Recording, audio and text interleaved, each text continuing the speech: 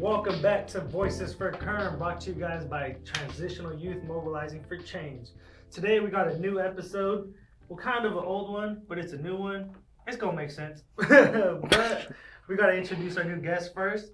So we wanted to know your guys' name, how old you guys are, and what's your favorite memory or thing from participating with Time for Change. Hi, my name is Dylan. Big I'm Dylan. 18. Yeah. My favorite thing from participating in Time for Change is meeting all the new faces. You know, there's always new faces coming around, and we also go to like a lot of social events and just interacting with all the people there and the kids too, and just having a good time with them. That's my favorite part, I gotta say. All right, cool. I'm Cristal. I'm 17 years old, and one of my favorite things that I like to do as well is really meeting people. On the Juneteenth event, you know, we got to meet a lot of people, interact with them, hear their stories, and honestly, that's just really great to hear. Yeah. You enjoyed that thing at the Juneteenth? Oh, I really did. It was really hot. There's a lot of flies, but it was really good. There's a lot of flies out A there. lot of people, huh? There was, yeah. That was cool to see you guys there doing that and interacting with everybody, even though we are different. Yeah. That's You see what I did? That's a good one. Hit you with the alley-oop. You almost didn't dunk it though. You were like, what are you talking about? Okay. Okay. So yes, Different. different. All right, so that's our topic for today, being different. So we kind of talked about this a little bit last episode, but I mean, it was like we just got to the surface of it. We didn't even get to touch on everything. So we're gonna kind of do a little part 2 of that today, and just get more deep into these type of things and issues and what comes with these type of things. Now, before we do it, let's ask everybody around the table, how do they feel they're different? Like, if you could say you're different in one way, what would it be? Yeah. For me, I'm weird. Okay. Being weird, but how? Being weird how? Like if everybody goes this way, I'm always the one person that's like, nah, let's go over there. If everybody wants to go think in trends and stuff like that, I'm always thinking about, nah, what's the next one? If somebody, like if every youth program in the county is doing back to school drive and feeding them hot dogs, I'm like, nah, that's whack. And then I have a bunch of people around me like that. Like, she's weird. I can say that. She's weird. He's a little weird. He's a little bit. She's weird. I'm weird. Dixie, Crystal, I'm gonna speak for y'all. Y'all weird. So it's like a bunch of weird people. So anyway, it's like I'm always trying to be off whatever time everybody else is on. So that makes, and I've been like this since I was a kid. I was like, Mom, you think this is like, she's like, shut up. All right. But now I'm grown, so there you go. Different. What makes me different? I grew up with 6 other siblings, so I always wanted to stand out, but also like keep myself in. So, you know, keeping that balance between being different, being weird, but also I always felt like pressured to be in line with them, be with the rest of them, you know. So that makes me a little different. I think it was because in most of my childhood, I was an only child. So I grew up more reserved, and I didn't really have a definition of what was normal and what was different. So I think growing up, I was different because I didn't know it was normal. So I didn't have, like in my childhood, like in the elementary days, I didn't have that many friends. I was just more reserved, antisocial. And I didn't see that as different. I just saw that as normal. But to other people, that's more different than normal. So, yeah, so yeah, I guess that makes me different. I say for me, one of the things that makes me different is probably I dream big. For sure. Sometimes I'll be talking about like future plans that I have, and my girlfriend just look at me like, dude, you're crazy. Like, how do you plan on doing all these things? Bro, dump her. No. That's what she said? No, so, No, I'm just playing. I'm trying to bring up the relationship. Don't dump her. We'll talk after this. Nah, but for real, like sometimes I think I'm crazy too, because I'll be like, yeah, I want to do this, and I'm like, nah, but I'm gonna do this too. And then like, so I kind of want to, like, I don't just want one career, I want like 10 careers. Yeah. Like, Yeah. And then like, I got a new job, and they're like, yeah, like you can apply here, and you can be like, you know, promote this and that. I'm like, I don't just want to work here. I want to be the director of this place, you know. Let's go. So, I feel like that's what kind of, I feel like my drive and my dreams are kind of what makes me stand out a little bit more than and makes me different as well. So. I love it. Yeah, on you. All right, so going back to the last episode that we talked about, one of the things that we brought up was affirmative action. I'm not too sure if you guys are familiar with this. Do you guys know what affirmative action is? Isn't that where colleges have to consider your ethnicity or race to get admission to college, right? Or Yeah. am So I getting that wrong? no, yeah. You have to have like a certain percentage, a certain Okay. amount of certain people to keep it even. Like keep it diverse. Diverse. Exactly. Yeah, exactly. So one of the examples I got here is a university might set aside 10% of admissions to like get Asians or Mexicans and stuff like that. So just setting aside a different percentage to just be of that race. So I'm not too sure if you guys are familiar with this, but Boo.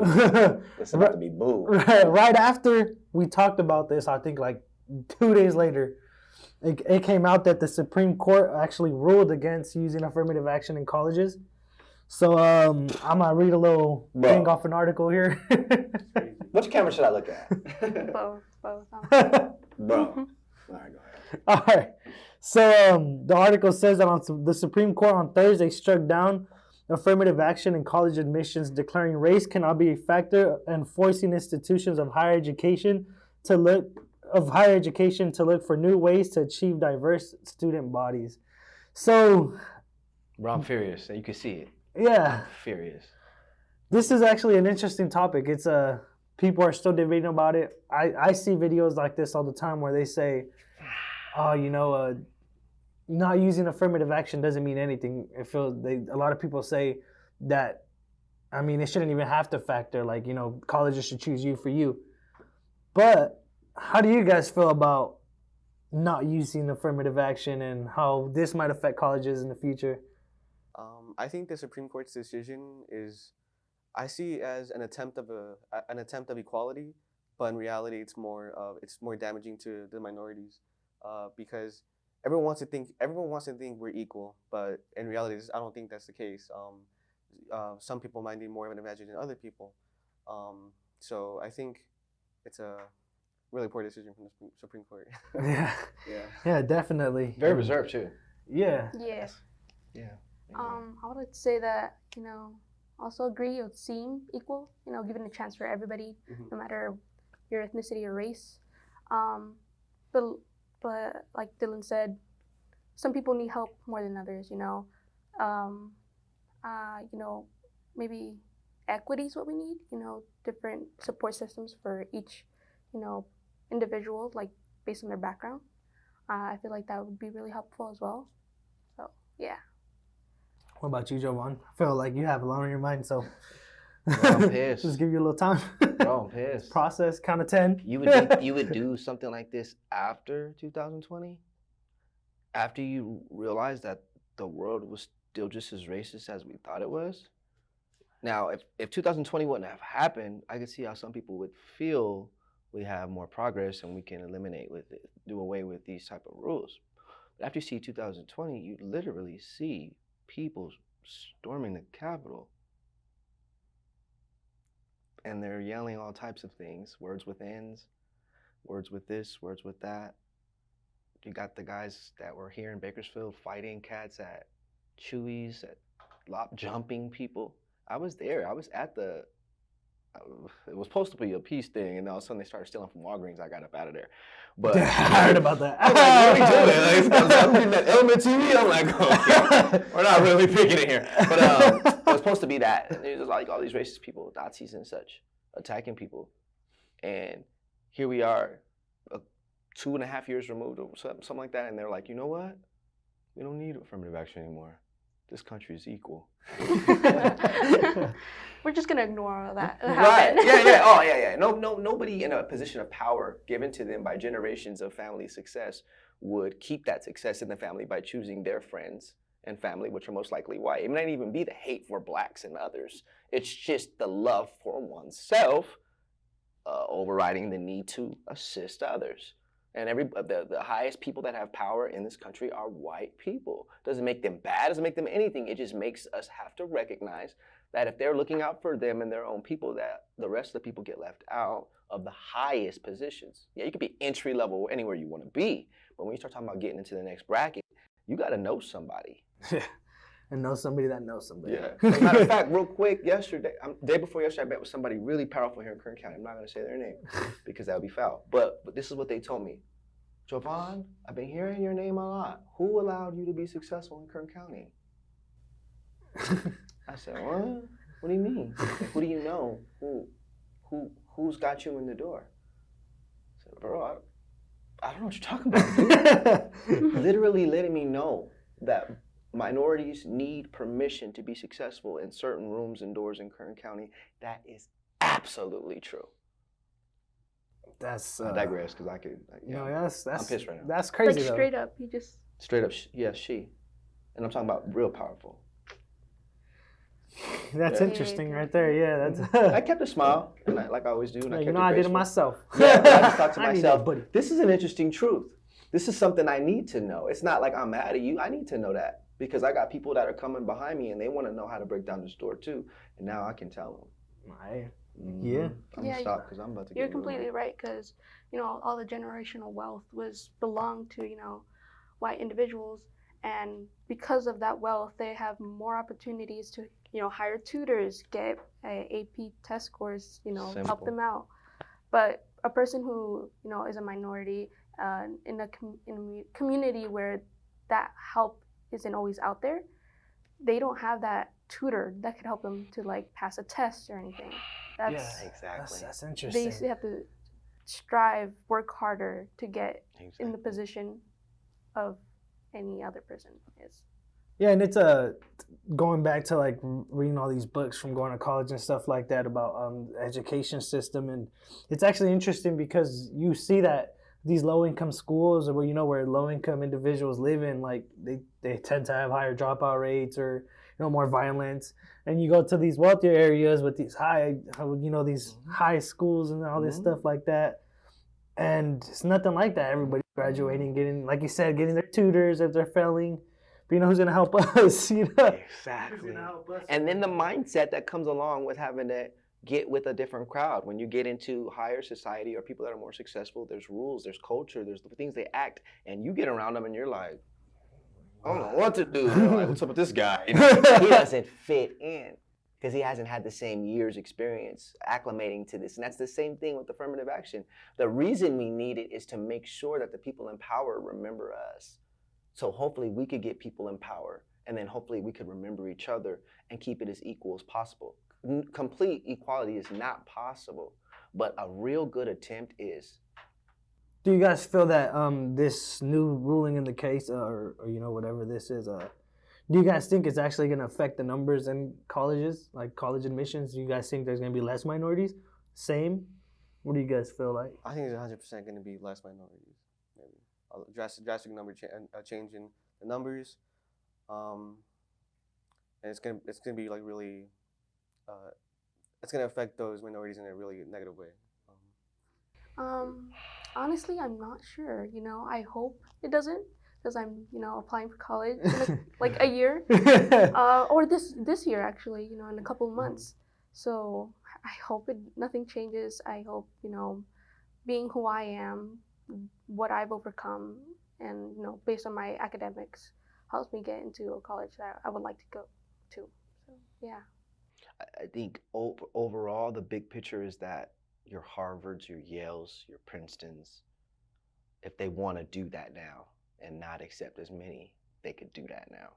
I think that's the biggest effect. Right. When it gets into that upper echelon, higher education wise, if they don't have to do it, then you can count on seeing less people, in my opinion. The UC system, I don't think is really going to be that affected by it. If you apply to Fresno, you apply to SAC, you apply to Northridge, I think you're straight.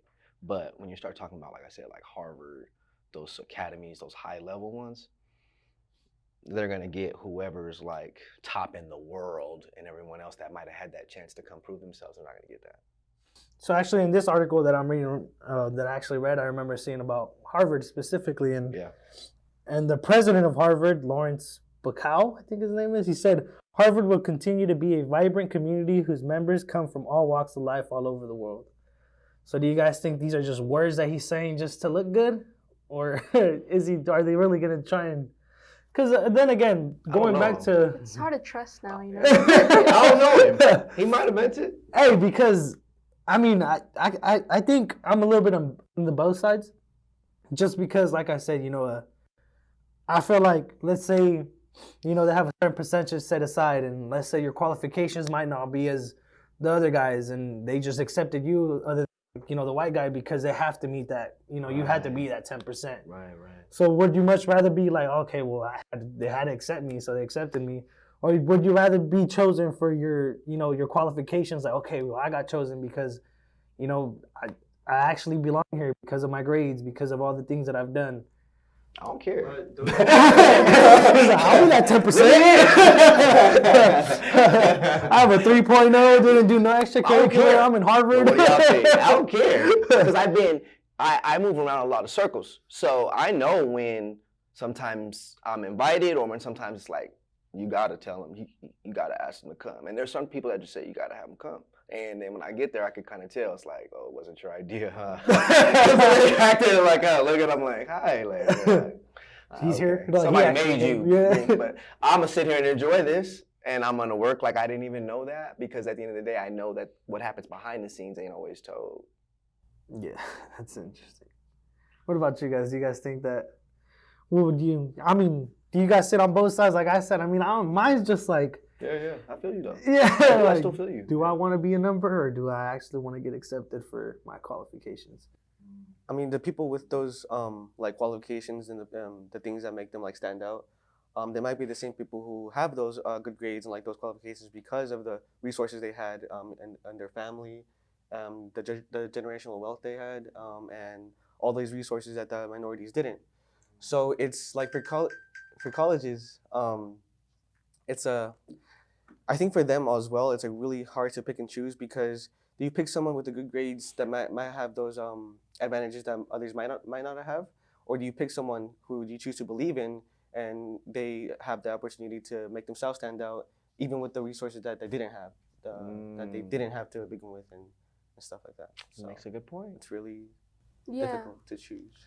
Yeah, it's really difficult to choose. That's so true because, I don't know. It's just so hard to choose between the two. Because honestly, if you're gonna get picked because you're gonna be in that 10% of like only this minority is welcome here, like this amount of minority. Well, I think you should just take that opportunity, even though you were like sort of forced to come, but because it's an opportunity, and that opportunity can lead you to all different kinds of doors. And you being up in that high position, you can, because of your background, you'll allow more people of that lower income minorities Facts. Again have the same opportunity. Facts. America's like my ex-girlfriend. Love her. Don't trust her. So, and shout out to you, ex, 'cause that's absolutely true. Don't trust you. But so if you could tell me, am I going to get on my own merit or my numbers? I'm saying who's looking at them. I want to know what's up with them. Now, if you're asking a principal, I would always want to get in off my merit, always, as compared to some affirmative action plan, right? Like as a man or as a woman or whatever. But because I don't trust the system, let's just keep affirmative action, just to be sure. Yeah, that's actually one interesting thing. I never even followed politics until one time in one of my college classes. Like, professor asked us, he's like, "Hey, how many of you guys follow politics and all this?" And I think like 2 people raised their hands, and he just looked at us. And I'm not gonna say what he told us because he. Yeah. But he was like, "You guys are letting all these other guys, all these other older people, decide what your life is gonna be." Wow. Mm-hmm. And then as soon as he said that, I was like, "Dang, this is powerful because these guys are deciding how we're gonna live." Right. They just changed affirmative action, so now that's gonna affect how we live as a whole. So it's scary how much power they have.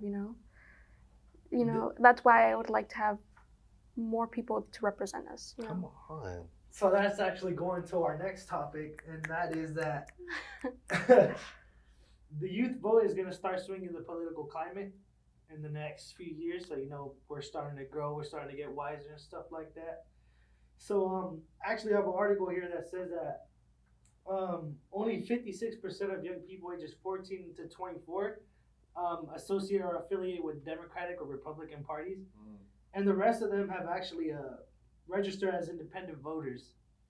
So, these two political parties have declined, which, me specifically, I would consider myself an independent. I don't say I'm either or.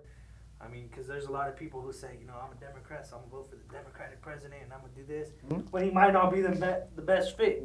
So, how do you guys think that this will change? Do you guys think that us voting and kind of seeing things more clearly, is it going to change things? Or do you guys think it's just going to keep staying the same? What is your guys' opinion on this? I think it's definitely going to change. I couldn't say why, but I think these things always change. I don't think they ever stay the same. And I think that's for the better because change is always good. Especially if we're the way that we are right now in America and we want to stay the same, then we need change. So the more change, the better. It's up to us to decide if that change is positive or negative. So, yeah. Bars. Right. So, before I say anything, I did just pre-register to vote, which was really exciting. Let's go. Yeah, I was really happy when I saw that in the mail. But I was like, yes, I got it. I'm grown. Yeah. But with just having two parties to choose from is, swag. It's hard to choose the best out of those two. So, I don't know about that. Having more competition, seeing people actually, wanting to help the people instead of saying these false things during their campaign just to get votes. Yeah, that's interesting because so I just went to Germany a few weeks ago, right? And in Germany they actually have 5, 6, 7 parties that control their whole government. It's most of the world is like that. They have a lot of parties. And here it's just either pick Republican or Democrat. Right. It could also be due to pride as well, being prideful about being a Democrat or a Republican. You're kind of blinded to us to see, hey, maybe this is not a good idea. Your party's doing. So I think it's you need to be really open-minded to a lot of the options they're presenting to you instead of being closed off. And you can see the squeeze on our country from the parties too. The gun laws will be attributed to the lack of beliefs over on this side, and the taxes will be attributed to something else, and the gas prices will be. It's there's something not to like about both of them. If you want to find it, you'll find it. Yeah, and it's in Mexico, a few years back, it was just two parties, and we have I think the current president, I think he was running as an independent, and so do you guys think? Well, I don't think we've ever had an independent president. Do you guys think that would ever happen? Heck no. No. I don't think there's no way. But we wouldn't be allowed to see it. Independent party somehow gets a whole little thing to them, and they start getting in there and participating in all the stuff. But other than that, if you vote independent, you're just gonna lose. Last time, if you would have voted for independent, you would have voted for freaking Kanye, bro. He'd have been here look, fam, I'm tired of this country. He's all the president of it, but how much does the whole world know? Exactly. Yeah, so I would love to vote independent, but I know that guy's gonna lose. Who bets on the losing squad? For sure. And that keeps us locked up all these years. You want to see your vote actually count. Yeah. And people don't vote because they don't think it counts, which we'll talk about towards voting season. We definitely gonna talk about that vote.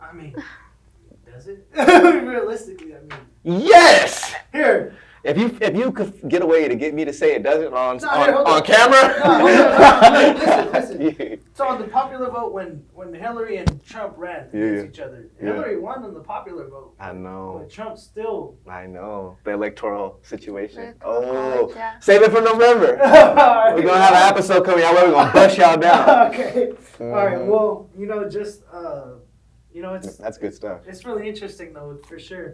Like you said, at least you guys can vote. I can't. I'm still a resident here. When I become a citizen, I'll vote for sure. Fire. But you put on my paper. Yeah. I don't think that's how it works. Okay. But yeah, it's interesting to see these types of things unfold and stuff like that, especially for us. Starting to grow, see the change. Like you said, change is good. Certain change, because Yeah. So, you know, talking about change, and now we're gonna go to a whole different spectrum of things, and we're gonna talk about how being different in our families is. You know, how does it feel to be different in your family dynamic, and Sucks. know that you're not like the rest of your family. Sucks. So when we were talking yesterday, when you're like everybody in your Sucks. family's a gang member, and then you want to be the lawyer. Sucks. Yeah, no, that's really bad. It sucks. That was my whole life. Thanks, Mom. Sucks. That's all I can say. So, How do you Okay. guys feel about it? You guys stick it. sucks. All right, so family dynamic. All right, like I said before, kind of different from the rest of my family. You know, with like our Mexican cultures, traditions, they're going sort of against that, the machismo. You know, that sexism. I think that honestly, it was really hard to like come out to my family as well. You know, they don't have, well, most of them do have the same belief as me, but it's always going to be ending in an argument or something. And honestly, I just like block that out with like my family. Like I won't bring it up because honestly, I really love them. I truly do. They're everything to me. But you know, certain topics we avoid. So agree to disagree. Yeah, we really disagree. Yeah, and even though you know there is that That's disagreement. gonna cost sometimes. us that time for change. It gotta happen. Oh, okay, we good. We continue. I think that just no matter what, they'll still support me, even in different careers that I choose. The traditional, like, you know, stay with your family, don't really leave out for college. You know, you're gonna stay here until you know you get married. That sort of the thing. You know, that's not the route I want to take. Wow. So, Wow. yeah, Chris, that's really vulnerable. Thank you for sharing that. yeah. I can really relate to Crystal about that. Having like family you love, but also disagree with at the same time. I think I've noticed that the family that are more older, the elderly, my grandparents, my tia, my everyone who's like an adult and like grew up already, had lived their lives. Their beliefs are more in line with what I believe now. But there's always going to be people in your family that you disagree with or that won't let you like express yourself fully. But I guess that's just like a life thing. Everyone's gonna have to go through. I don't think you really change that. But Right. That's a good. Yeah. Wow. So you know, that's a I want to touch back up on sucks. yeah. It for sure. sucks. We're definitely gonna touch on all of Sucks. these different things. We actually got a advertisement video that we're gonna get for our little, you know, activities that we got going on and stuff like Check that. us out, So you guys man. know what we're doing in the community Check and how you guys us can out. contribute as well. So we'll be right back with you guys.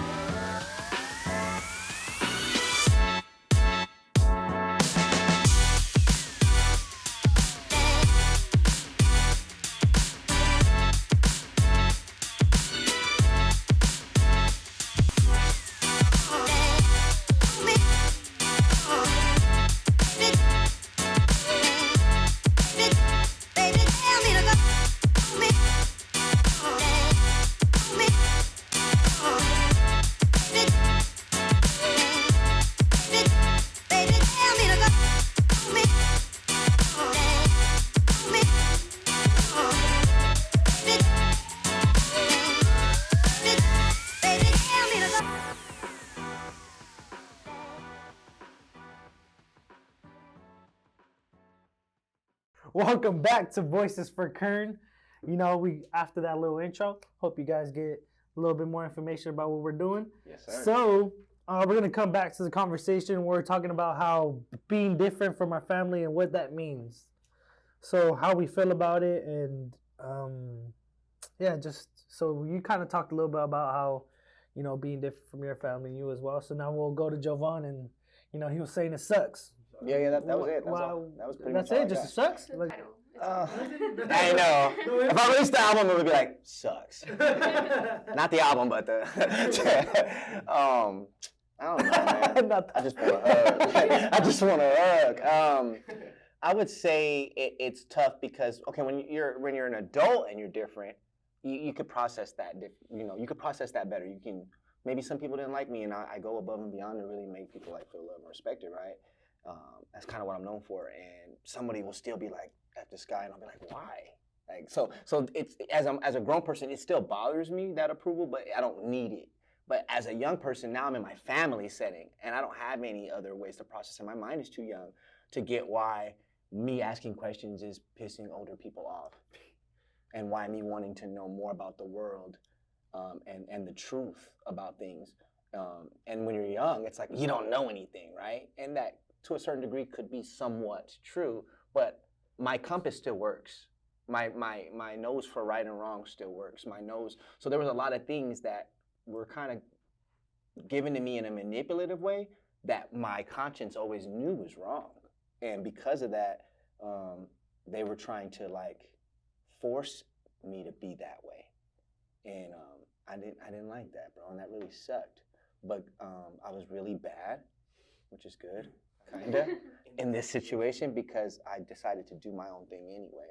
And now, all these years later, people come back like, "All right, you're okay," but that's life. yeah, that's actually going towards that. So I feel like all of my family, like my cousins and all that, we're actually like pretty bad kids, and I was a pretty bad kid. So now when they look at me now and I'm doing better, they're like, "Oh, you know, you're different, but it's a good different." Like, so I get the support that I kind of. But didn't try to understand us when we were kids. Like, why are you being bad? And just wake up and be like, "I'm gonna be bad." Yeah, I didn't wake up. So, right. I'll only last till third period today. Like, that's not my goal. My goal is to make it all the way to the last period. But things are happening, something's going on within me, and I'm looking for understanding. I can't find it nowhere. Yeah. Yes. That's a good one. You know, always getting questioned, "Why are you doing this? Why are you doing that?" Because I'm mad at you. That's why. You don't pay no attention to me. Exactly. For real though, right? You get a kid that's a little bit different, and all of a sudden nobody knows how to deal. Nobody knows how to raise. So everybody just keeps their distance from somebody. Could you imagine being in your house and everybody's kind of like treating you with kid gloves, and you can feel it, and you're a kid, but you're not supposed to know? It's like, oh, okay, just go in there, get on your PlayStation. Yeah, it's unfamiliar, so people tend to avoid unfamiliar things. So like, if you're different, then people are gonna avoid you. Yeah. So then you're alone and you're in your room playing, you know, Batman, Superman, doing both voices. You know, I want another guy to do another voice, but I gotta do them both. No. I know. You know, I'm just sitting there, you know, alone, thinking out alone and getting judged for being myself. Yeah, judging someone by being themselves, like I would kind of get that from like distant relatives when they like come and visit, and you know, I tried really hard to like be that, you know, perfect child for my parents, and you know, trying to be what they wanted me to be, but it just led me to unhappiness, and you know, being the same as everybody around me just wasn't it. So you know, being different, it's what got me happy in the long run, I guess. So one of the things that, you know, it kind of sounds like sometimes with our family or friends or social groups or whatever, we kind of need the approval to be a part of that group. Like, oh, you know, well, I want them to kind of like me, so I want to fit in with them. And like you said, then sometimes you try to fit in and you're not exactly that person, so you're like, you know, this isn't making me happy. So, you know, why is it that we need that approval? You know, so is it like something that gets taught to us? Because we're talking about this, and you know, when you go to school, it's like nobody even tells you like, hey, you know, this group is like this group's like that. You just go automatically go, and if you see the jocks, like, well, I gotta go play sports, even if you don't like sports.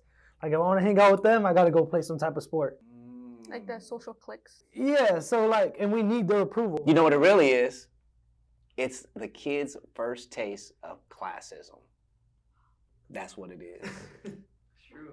It is your first taste of it. It's like, I want to go over there.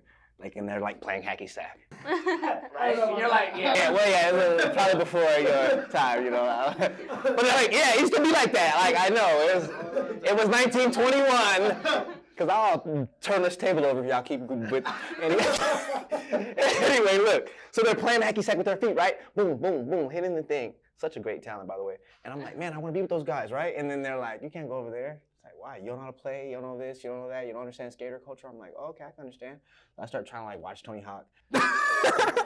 This is an embarrassing story. Whatever. So I'm watching Tony. I'm trying to understand, right? Like skating culture. Okay, cool. Pharrell was starting to pop clips. It was just that time. So I was like, okay, cool.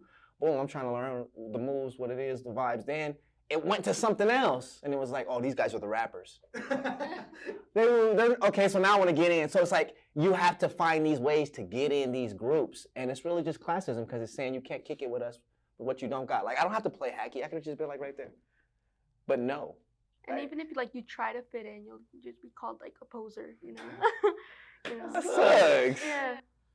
This guy's fake. You know, going back to skating, I actually had like a group of friends who all they did was skate, and I think I was like, it was me and one other guy that like we didn't even know how to skate.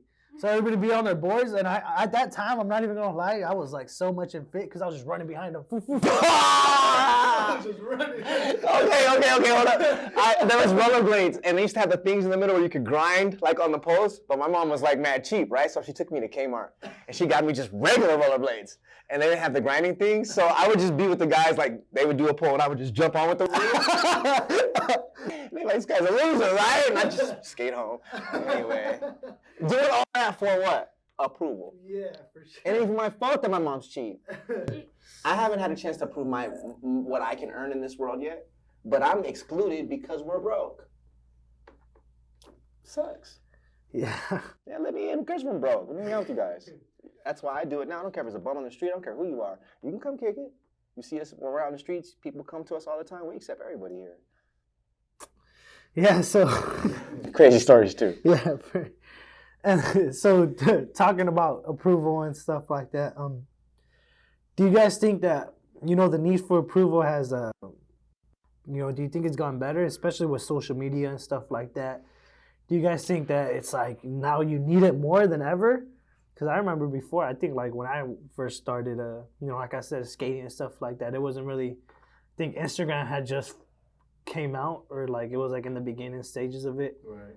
So nobody was like, oh man, that's the skater clique. And then it comes out, and then everybody has like their skating Instagram. And it's like, now to hang out with them, you need to be a skater.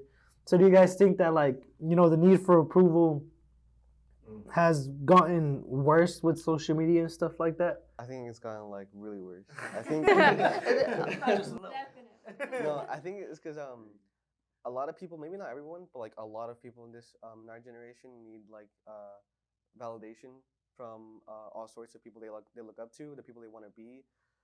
Everyone on this planet, every human being strives to be unique in some way, and because of that, everyone has a different definition of uniqueness. They want to be this person, they want to be that person, so they need validation from the type of people who appreciate those type of people. So like it's a false chase. It's not real. It's really like, it can be really damaging sometimes because you're always chasing something you might not even get, and then when you do get it, it might not make you that happy, and it just sucks. It's just a really bad, sucky situation.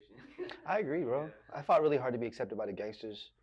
And then when they finally accepted me, I was like, this is what you guys do? Like, oh, dog, we gotta ride around all day and we just gotta fight on demand? I don't even know this guy over here. Like, this is my joining beef. Like, this predates my membership, and I think you guys should handle this one. And and it'll work like that. So here I am in gang culture, again, trying to be different, and really trying to have gangsters sit down with me like, so what's up with this? We all got to beat them up at the same time? It's like you and him should go one-on-one. And they're like, we don't like this guy. He has his own mind. So no matter where I go, I always have to do that. So it sucks, dude. What do you think? Yeah, it's definitely gotten worse, you know. On social media, those likes, you know, the more the likes, you get, more people like you, but at the end of the day, it's going to be those who are around you who really accept for you who you truly are. It's going to give you the most happiness. Especially getting those likes. The other day, my girlfriend was telling me that. So I don't have like Instagram or anything like that. You don't? No, I don't. Tell why. Just actually, so look. So when I was during COVID, I actually had it, right, and I just felt like most of my time was spent on that. Oh, Victor. So I remember like I would spend like 5-6 hours just sitting there, and like it's crazy because as soon as I left social media was when like COVID had hit. I moved out here, started going to school, got my priorities straight. I started doing this, I started doing that. So now when I see social media, I'm like, why? So she was telling me like, oh, a lot of people just post their kids on there, and I'm like, why? I mean, I get it, but I mean, like, why would you do that? He needs his own.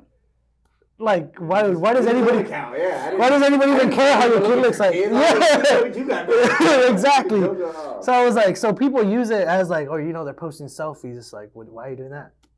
To look fine. Is it for the likes, like you said? So I kind of saw it back then. I didn't really have anything to promote. I mean, I did. Yeah, I know what you mean. But now, like, sometimes I think about going back to it, but I'm like, dang, I don't want to spend all my time again. Just, I don't want to get back because it's an addiction. Suck you in, Yeah, You like, gotta know what you're in there for. like what? Once you're on TikTok and you just start scrolling. You gotta There's get in, no get out. stop. Post your content, get out. Yeah, so I kind of see it as a tool now, so that's why I feel like a lot of people don't use it how it should be used. They use it for validation, to fit in, for approval. So I feel like that's one of the things that, it's just, I feel like that's why it's getting worse because people don't really know how to use these things. Because I feel like they could be good. I think, where could that like lead though? If it's like, if you do post stuff with likes and you do stuff to like get validation from others, what negative thing could like that lead to? Because in some situations it can't be that bad. Because for me, I want to be an artist. I want to make stuff, and part of my motivation is, hey, I want to see people see the things I create. The likes, they feel good. It feels good, and the recognition feels good. But also, I want people to like know what I did because I like that. And it's a thin line. Yeah. So this is a really slippery slope, right? Because you receiving approval for your art feels good, and that's a natural thing. Yeah. But there comes a time where your void gets so deep that now you're going to social media to provide a need for a lack. In other words, you need your self-esteem boost from there. You need. So there's a difference between somebody saying, hey, you look nice today, and I'm like, oh, thanks, I appreciate it. Or somebody being like, you look nice today, and I'm like, really? You swear? It's like that's not good. So I mean, it's to each man that he goes to social media or woman or to go see about how they respond to it, especially being different. Your art and your stuff can attract a lot of people because you're you. There's nobody like you, but also could attract some hate because the people aren't like you. And then it gets ugly because then you're like, you don't want to put nothing else up. You don't want to post anything. You don't want to do anything. Get an art block, you lose motivation too. Exactly. It's like I've seen a lot of people say like rule number 1 when you're an influencer or like content creator, don't look at your comments. A lot of people do that. A lot of content creators don't look at their comments. I'll delete the bad ones. Blocked. Psych. Do this on your account. I don't need that negative energy. Exactly. But Yes. it's all basic. At the end of the day, it's all classism, right? Being different can start to cost you. Being different can cost you bad. Some people don't like that you're different, and they might say something that really affects you. So. They don't. I think we should talk about classism straight up. For sure, yeah. What's the definition of classism? It's prejudice against or in favor of being belonging to a particular social class. So it's like, if you're in lower income class, you're gonna hang out with them. So if you're more wealthy side, that's who you're kicking it with. Right. And actually I've seen that a lot in school. So When's the last time you saw somebody really, really rich hanging out with somebody really, really poor? A Disney movie? Keep it real. When's the last time? about Yeah. I mean, middle class, we're all cool. But, like, I'm talking about just, like, really, like, come on. And he just is, like, jumps out the garbage and hops in the guy's Benz. Doesn't happen. It doesn't happen because So you see the way my bank account works? Exactly. Classism, straight up. And how does Gen Z feel about entering this world that you know has classes? Because it seems like you guys just don't vibe with it. Well, But it's not cool, man. tell me more. So, you know, when I first learned about what the poverty line was, and seeing how, you know, I was near it, it really bummed me out. I was like, what? I thought we had, you know, we have a house, we have food. That's all we need, right? But, you know, seeing, then really being exposed that other people have so much more, you know, you get really bummed out, to be honest. You're just like, and, you know, not surrounding yourself with those people would like look badly on you, you know, just because of your, you know, what money or income you have. Sorry. It kind of makes you feel like, I mean, I had some friends, I mean, we weren't broke, but I had some friends who had more than me, and sometimes I see like they had Jordans. You know, I'd have like, I remember growing up, we had Joe Boxers. You guys ever heard of those, the knockoff Converse? so we had those, you know, and I actually had a friend. I don't think a lot of people know about those, but so Great value. I know. Yeah. Yeah, bro. or the and ones, you know, like the the Shacks for sure. Yeah, dude. And those were like, you know, the Duenas for us. That's your class. And that people will make fun of you for something you have nothing to do with. Like, pull up to school with Shacks or something like that. I remember when they were doing the whole, like, what are those movement? I don't know if you remember that. That's I became terrible. so self-conscious about like the shoes that I got. Is it not I terrible? would go to Payless and just get like Oh, I've been there. the discount shoes. I used to get my church shoes there. Boy, did they hurt. Yes, I don't pay I that. literally just wore sandals one time, and I got like what are those things? It was like really funny to me, honest. But And then so on the surface, this is kind of funny, right? But think about it. It's 20 guys, various parents' earning ranges, various capabilities in their parents, and they're out here destroying this guy over something he has nothing to do with. no power. And he can't come barefoot. It's against the rules. So he puts on those Shacks with him on the. I'm raggedy. I'm a part of the problem. And then he gets there, and all the kids are like, whoa! And everybody's laughing. And that kid's trying to be a good sport. But some of those kids are probably like, kill me. Yeah. You gotta be. Classism. You get made fun of. You get to kick with people. I remember, like, all my friends had cars in school. I remember not having a car, and then it was classism about cars. It's like, we're all going to lunch. It's like, I'll see you. We're gonna get the free lunch here. you got a 4-door. What's up, right? Try to let me in. I mean, I would get in and stuff like that, but I always felt like I didn't belong with certain people because of either what they had, and they were cool around me, but they would let it slip sometimes too and be like, oh, well, he can't come because he ain't got no money.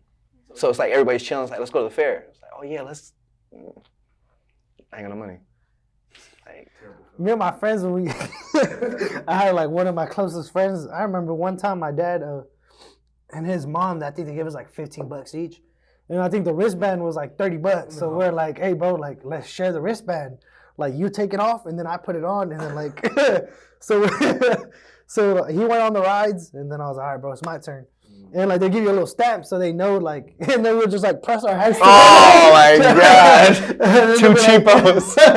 But hey, you know. You have to do it. Yeah, so classism, you know, if I had a rich friend, he probably not paid for my ticket, but it would have been cool if he paid for my. It would have been. Yeah, there's things that there's information in the upper class that doesn't even make it through unless you know somebody. Matter of fact, a lot of the things that happen in this world happen because you freaking know somebody. Yeah, for sure. So how do we be different and try to be successful? You know? My dad, he used to be a gardener, and he would do like a bunch of like these really big houses on like the west side, And I would go with him, and that's like when it really hit, you know. I would see all these houses, the cars. We would be mowing their lawn, and the rich lady would be at the window and just looking at us. And it was like raking the leaves. I was like probably like 11, and you know, I was like thinking, why can't she do this herself? I'm thinking, well, I still like the money, so I'm like, I'm gonna say this. And so I was just like, just being with my dad. Honestly, those memories now, it's really fun to look back on, because it was with my dad. We were like we're covered in dirt, and when it was like lunchtime and we didn't have like food because we forgot to pack it or something like that, we go to like Sakura Buffet. And I was always so embarrassed because we would come in with like muddy shoes. My hair was all over the place. And everybody else was like in their clothes, you know, nice clothes, you know, going out to eat in the evenings. But I was just coming here. It was honestly kind of embarrassing, you know. And even when my parents would come to school, you know, like conferences, I'm really proud of my parents of how much they've worked and what they've provided for me. But when I was like probably in like 6th grade, I would get embarrassed because my parents would come in their work clothes with, you know, their hands, nails with like a bunch of dirt, and seeing other parents come with like, you know, the nice little suits. Yeah. I'll be like, you know, but I just noticed that I gotta be proud for what my parents have done for me. So, yeah. Yeah, for sure. I feel like, yeah. I think I don't know if this is off topic, but I think it's worth talking about. In the lower class, there's obviously like even lower classes, and you could relate to those lower classes because you've been there before. So you know, you're walking down the street, you see a homeless guy, and he asks for a quarter. You give him $1 because you don't have any change. So you give him $1, and then you go to a restaurant, you can't tip the waiter because you just gave your $1 away. So like, who do you help? Who do you help that needs the money? A homeless guy with a little puppy, a struggling mom working to feed her kids. You know, you can't.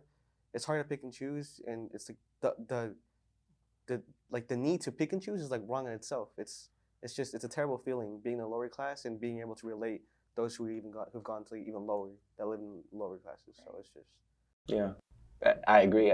That's really impacted my life. Is to be honest, people that were different and people that were excluded because of class have been really the driving force behind my entire career. Just to be honest, it wasn't a career at first. It was something I did on the weekends. So, like, you know, I was like a moonlighting guy that would be like, you know, where are people doing this, trying to put together stuff. End up being an entire path of just fighting for those that don't have a voice. And the reason they don't have a voice is either because they're different from everyone else or because they're in a class that doesn't have a voice. Yeah. You know, I feel like, you know, like you said, it became a career for you. And that's definitely something I'm trying to do. You know, I'm pretty sure you guys as well. You guys are here, you know, that's what we're doing. We're trying to become, you know, be a voice to the people who might not have somebody to go speak for them. Absolutely. And, you know, an interesting topic going from classes, and we can go and talk about tribalism because, you know, like you said, so tribalism is a loyalty or preference to one people. So it's like we're talking about. So you just hang out with your lower class. So I remember when my friends, like, there was another group of guys, and like, man, I remember those guys had like Corvettes, man. They had like one of them had a Hellcat in high school. I was like, bro. Trump's kids? Nah, bro. Like, I was like, bro. And me and my friends would be like, bro. I would have fought him. Like, if we see him in the alley, bro. Let me catch him at a stoplight, bro. And that's like. And a cheeseburger. I'm in a society when anyway, go ahead. Nah, but so it's our, you know, it was just us. We kind of had to stick with each other and be like, well, it's us against them. And it was that kind of mindset that. Like a good tribe, like a healthy tribalism. That's what I look at it as. Like when I go to, like I'm really close with a lot of Mexican families. When I go over there, you see the way they support each other typically, not to be stereotypical, but you see the way they love on each other, the way they cook together, the way they do a lot of, my family have like an event once every 4 years. Some of my, my Mexican people family, oh my God, every weekend somebody's birthday. I'm like, for real? I'm there, yeah. I think they just want to get faded, but whatever. Yeah, so I'm like, this is healthy tribalism, but then it gets unhealthy and it gets bad tribalism real fast. That's what we're talking about: KKK, prison politics, gangs, exclusionary measures, extremism, all of that good stuff, to where it's not only it's about me and mine, it's like it's only about me and mine. And I think that's the one word that separates decent, healthy tribalism from really unhealthy tribalism. When I say I'm for my people, and when I say I'm only for my people, that one word changes everything. Yeah. There's like a line, and like you're right there. Yes. Yeah, so- Take that only out, and now we got a problem. Because anybody that's white or anything else comes and we're like, forget you, we're making the world a worse place. For sure. That's how I look at it. That's why I don't really like the term black love per se. I just think it should just be love. I've always felt like that. Now, am I against black love? No, but I'm like, why does it have to be a black love? Why can't it just be love? Love each other. Right, just love Yeah. each other. I don't think it has to be preferential. Yeah, it's interesting, man. I wish we could talk about this a little bit more for sure, but you know, it's just interesting to see how we all have these different views and stuff like that, come from different paths. And I feel like, you know, at the end of the day, as long as we keep talking about these things like we are now, these things could get better for sure. You know, raise awareness. You know, one thing like we've said for the past few episodes now is like to try and solve the answers, but we're here to start the conversations. Right. Yeah. So, you know, we can hopefully figure out an answer. Be real quick in 30 seconds, we all just talk about one takeaway from this, that we would take away from this from. I say for me, it just means that we keep on going, we keep on working, we keep on finding the different and the lost. What is the takeaway? I think being different doesn't necessarily mean that there's going to be, well, there's always going to be hate for someone who's different.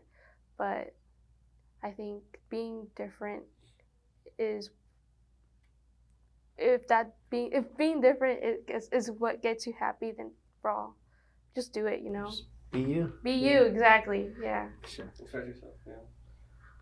I think one takeaway I had is I think it's really important to talk about the hard choices we all have to make in life, and so that other people might relate to it and might feel like they're not alone in that situation. So I think that's really important. Fire. I think what I took away from this is be only for your people. No, I'm just kidding. So, you know, just like Trevon said, you know, we kind of just got to love each other at the end of the day.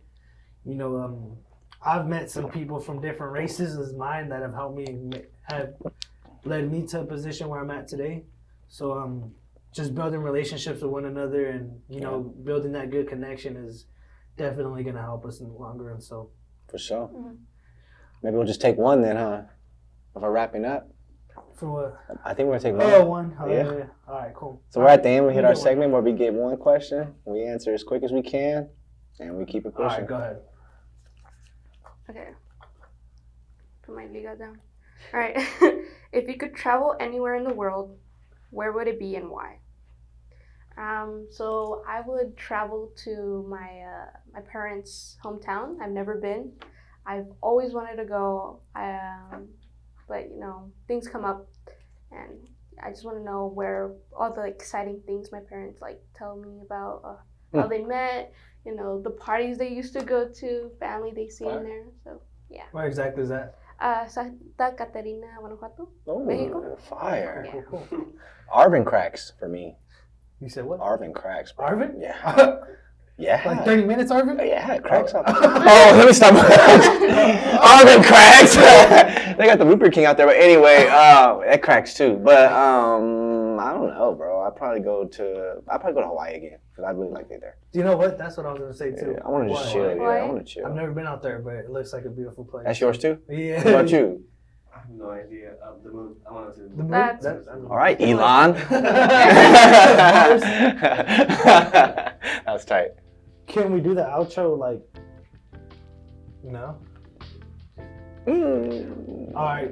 I'll catch you guys later. See you guys next time for Voices for KERN.